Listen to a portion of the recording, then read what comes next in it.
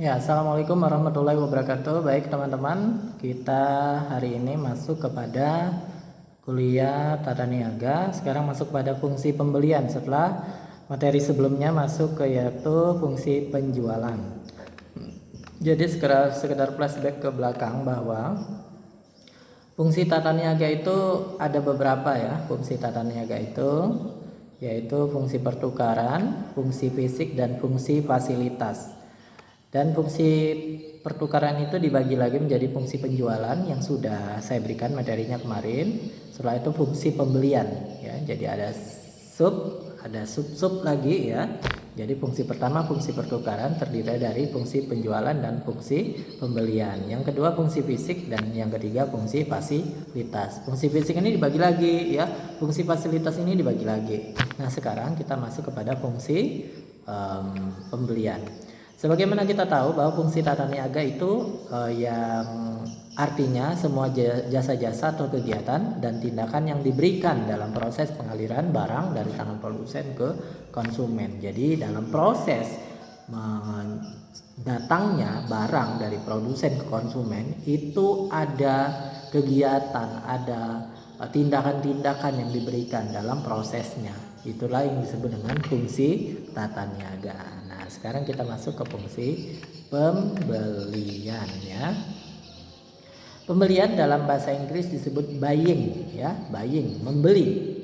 Fungsi ini bertujuan untuk mencari tempat penjual yaitu produsen ya atau sumber-sumber penawaran barang guna menjamin kontinuitas persediaan barang bagi konsumen. Jadi di fungsi ini kita proses yang dijalani, tindakan yang dilakukan adalah mencari produsennya ya agar barang-barang yang disediakan selalu ada kontinuitas ya, jangan sampai orang sudah suka dengan barang kita tapi ternyata kita tidak bisa menyediakan barang tersebut setelahnya. Itu suatu hal yang tidak baik bagi kita seorang penjual ya, bagi kita seorang pebisnis ya, karena orang kalau sudah nggak datang ke kita, ke toko kita misalnya, dan barangnya nggak ada ya mereka akan pindah gitu. Makanya ketika swalayan itu membuka tokonya, pastikan semua barang kalau bisa ada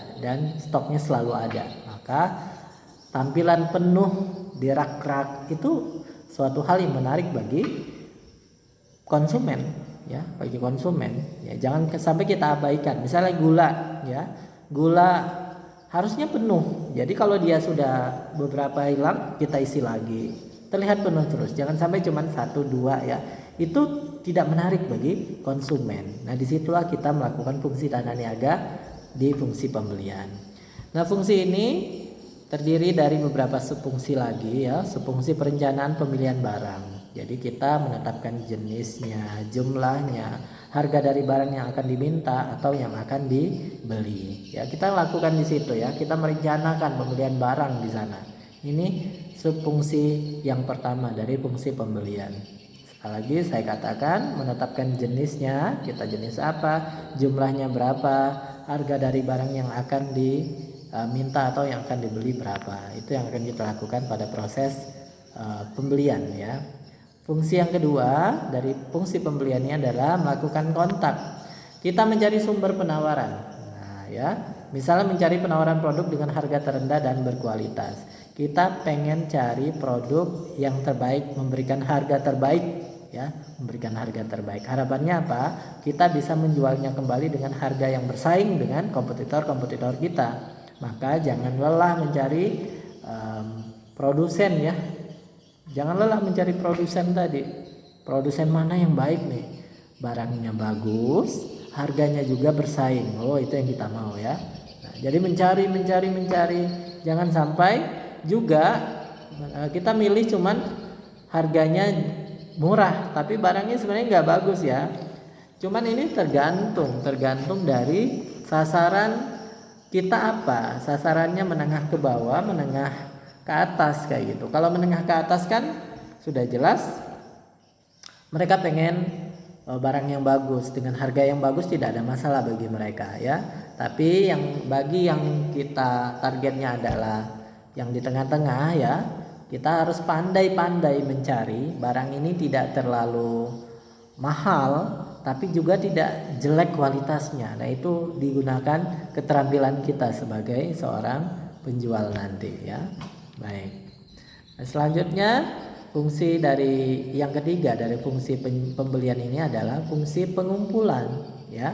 Fungsi pengumpulan. Ada dua fase. Yang pertama adalah mengumpulkan barang dari produsen individual atau dari daerah produsen. Jadi kita mengumpulkan barang itu dari produsennya langsung ya, atau dari daerah produsennya. Misal susu kambing, produsen yang banyak itu ada di mana? Di Jawa Tengah sana ya, karena di sana banyak ternak kambing ya, kambing etawa di sana. Yang kedua, fase dari fungsi pengumpulan di sini adalah mengumpulkan barang pada tempat-tempat konsumsi ya, yang lebih banyak dilakukan oleh pedagang besar atau pedagang perantara yang menjual kepada pengecer, warung-warung dan toko-toko. Nah, ini dilakukan lebih banyak oleh pedagang besar atau pedagang perantara. Nanti disalur kembali ke pengecer, ke warung-warung, ke toko-toko ya, gitu. Nah, yang keempat dari fungsi pembelian ini adalah subfungsi pembicaraan dan perundingan. Kita melakukan tindakan aksi diskusi, membicarakan dengan produsen yang kita tuju ya, tentang kualitasnya, tentang kuantitasnya, harganya dan lain-lain ya. Nah, terakhir kita membuat kontrak. Kalau memang udah oke, kita buat kontrak di situ. Nah, itu fungsi pembelian. Jadi ada tahapan-tahapan, tindakan-tindakan yang kita lakukan pada fungsi pembelian ini, teman-teman ya. Nah, itu fungsi pembelian. Jadi fungsi yang pertama dari fungsi tata niaga sudah selesai ya, yaitu fungsi pertukaran terdiri dari fungsi penjualan dan pembelian. Kemarin sudah masuk ke penjualan, hari ini sudah penjualan. Nah, selesai ya.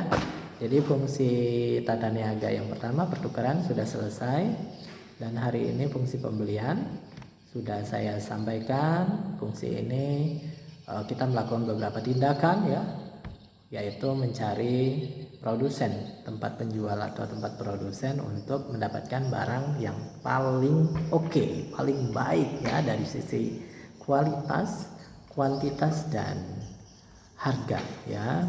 Ingat, jangan sampai kita tidak continue barangnya. Ketika Anda misalnya pedagang eceran ya, saya contohkan pedagang eceran yang mungkin bisa kita lakukan saat ini ya. Harapannya ke depan kalian bisa menjadi pedagang besar ya. Nah, untuk memulai yang pertama pedagang eceran dulu. Kalian punya warung kecil di depan rumah kah, di rumah kah, ada etalase.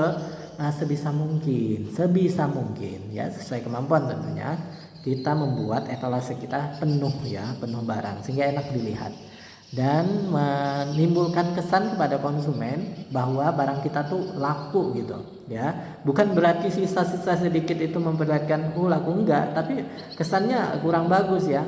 Lah, ini kok dari ini kurang terus ya.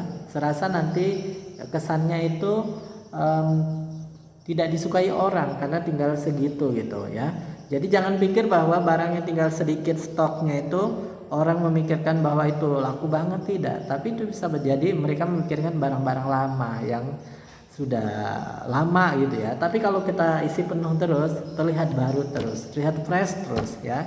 Itu usahakan seperti itu ya teman-teman. Jadi itulah fungsinya nanti, kontrol dari kita, melihat barang apa yang sudah stoknya menipis, kita isi lagi ya, kita isi lagi. Itulah gunanya di fungsi pembelian ini. Baik teman-teman, itu saja untuk materi fungsi pembelian. Berikutnya nanti akan ada fungsi fisik ya, dan juga yang terakhir nanti setelah fungsi fisik ada fungsi fasilitas ya.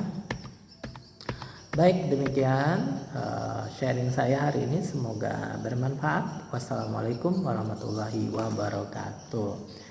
Nah, jadi nanti pertanyaannya yang kalian jawab di kolom komentar yaitu sebutkan subfungsi